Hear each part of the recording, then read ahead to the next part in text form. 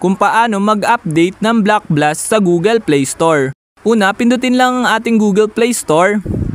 Ayan, then kapag na-click nyo na yung Google Play Store, then mapapansin nyo sa baba yung nakasulat na search, which is na ito siya. I-click lang natin yung search.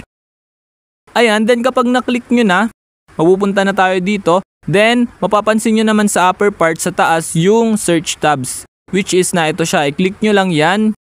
Then, kapag na-click nyo na, ayan, then i-type nyo lang dito yung Block Blast. Yan, i-type lang natin dito yung Block Blast na game para ma-download natin.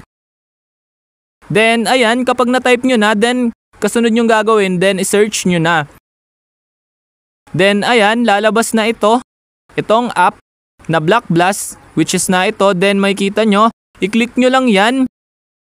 Then, ayan, kung mapapansin nyo naman, nakasulat sa kanya is uninstall tsaka update.